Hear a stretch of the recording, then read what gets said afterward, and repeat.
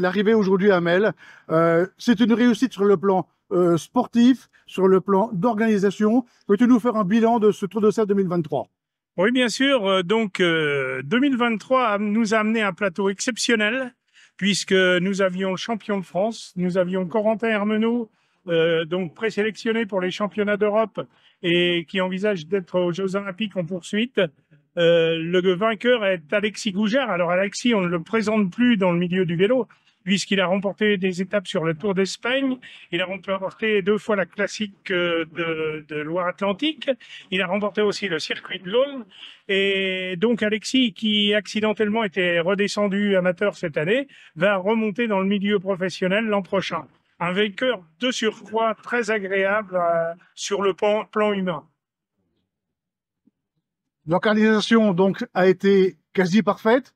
On a eu une météo relativement bonne, ni trop chaud ni trop froid. C'était la crainte de la chaleur comme il y avait l'année dernière. Voilà, cette année, le peloton finit quasiment pas complet, mais pas loin. Il n'y a pas de chute, il n'y a pas d'accident, il n'y a pas d'incident. Donc ça, c'est quand même bien pour engranger 2024.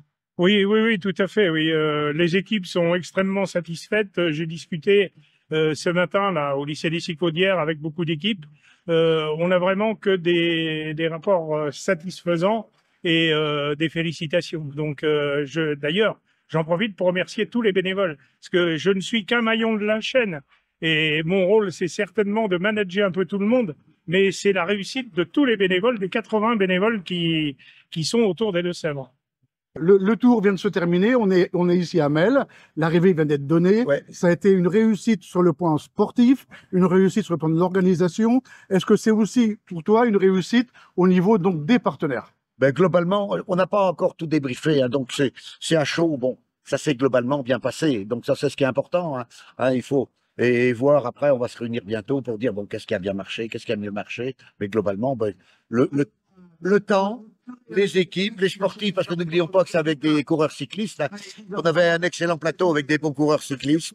Il y a eu du spectacle, il y a eu des spectateurs. Peut-être que dans certains lieux un peu moins. Peut-être qu'en termes de communication, on aurait pu améliorer les choses. Mais bon, globalement, c'est quand même un bon tour. Cette année, il y a quelque chose de nouveau quand même au niveau du podium.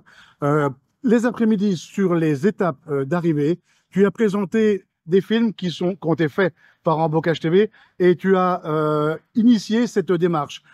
Quel est le résultat pour toi de cette démarche? Alors oui, l'initiative nous est venue avec, pas tout seul, hein, parce qu'on ne fait rien tout seul, ensemble ça va toujours mieux. Avec Christophe, l'année dernière, on s'est aperçu qu'il y avait quelquefois des lacunes en termes de temps.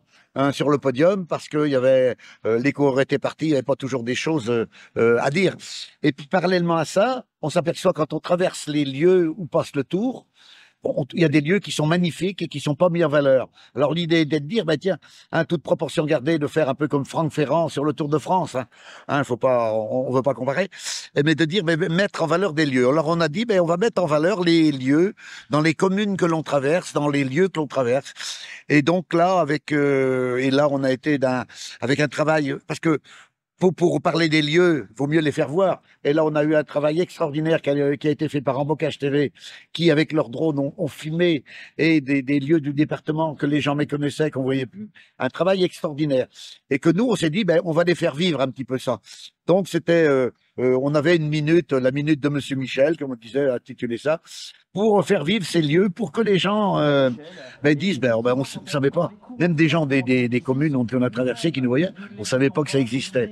Donc c'est important, parce qu'on a un département qui a une richesse dans la faune, dans la flore, de l'eau, historique avec des pierres ou des choses comme ça, qui méritent d'être vues, et souvent, heureusement, on va ailleurs, mais on méconnaît un petit peu ce qui nous est plus proche. Donc c'était pour faire un peu... mettre en lumière notre patrimoine et puis tout ce qui tournait autour de tout ça, avec une dose humoristique, avec voilà, donc faire revivre ça. Alors les premiers échos, parce qu'on expérimentait, on va voir, c'est plutôt positif. Hein, bon, faut trouver le bon angle, faut trouver les bons lieux, mais je pense que c'est quelque chose qu'on risque de pérenniser.